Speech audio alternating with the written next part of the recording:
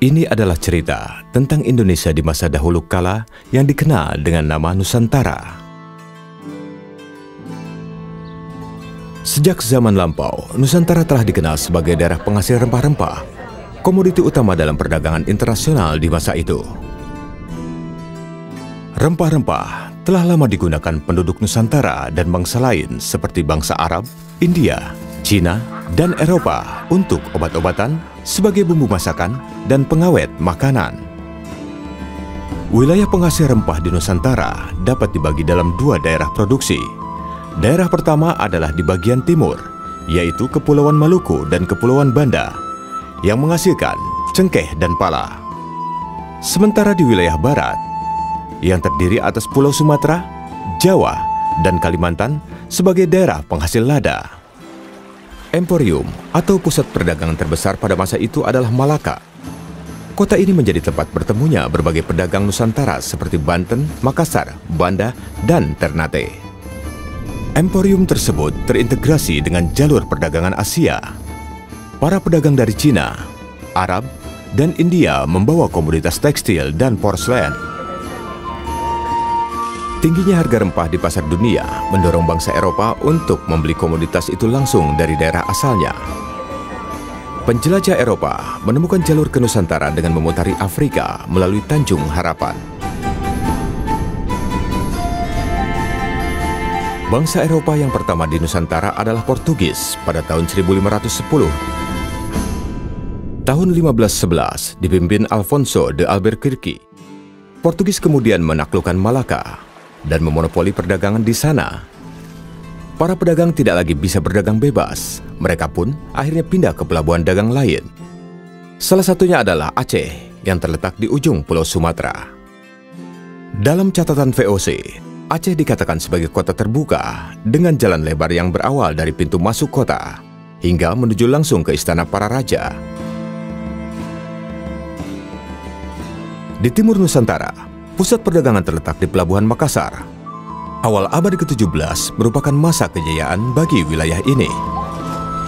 Di pesisir Jawa, Banten menjadi pusat perdagangan lada dan berkembang menjadi kota pelabuhan besar.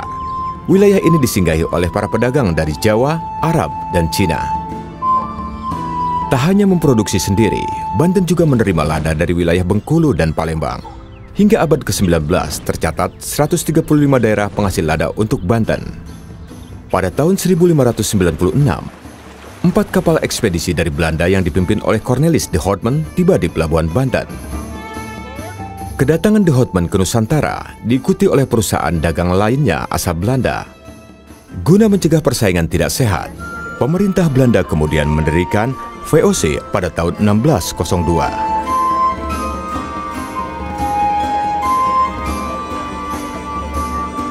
Pada tahun 1605, di bawah komando Stephen van der Hagen, menduduki Ambon dan menjadikan sebagai ibu kota penguasa Belanda di Asia Timur. Pemimpin tertinggi dijabat oleh Pieter Both. Tahun 1619, Gubernur Jenderal Jan Pieter Zoon berusaha menguasai wilayah Jayakarta.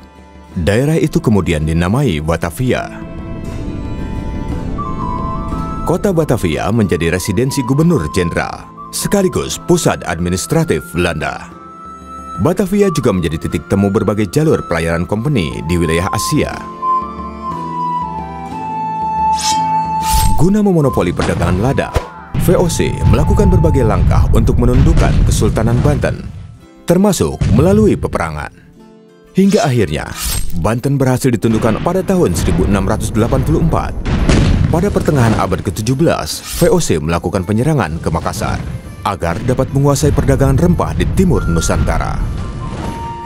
Dengan ditandatanganinya perjanjian bunganya, Kesultanan itu akhirnya ditaklukkan pada tahun 1667. Penguasaan kota-kota tersebut membawa era baru bagi perdagangan Nusantara. Pedagang Nusantara masih tetap melakukan perdagangan, hanya saja dengan rute yang lebih beragam.